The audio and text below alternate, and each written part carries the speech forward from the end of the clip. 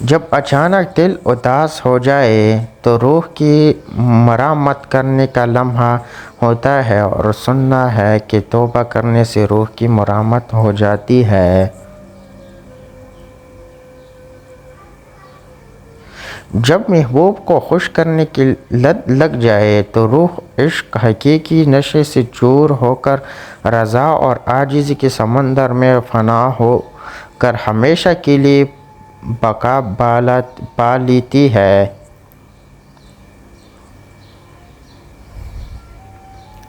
محبت میں مبتلا ہونا دنیا کا خوبصورت ترین احساس ہے، مگر یہ اتنا ہی بھیانک ہے اگر کسی غلط شخص کی محبت میں مبتلا ہو جائے۔ مرد خوبصورت عورت سے محبت کرتا ہے اور عورت مرد کی ارادوں سے محبت کرتی ہے۔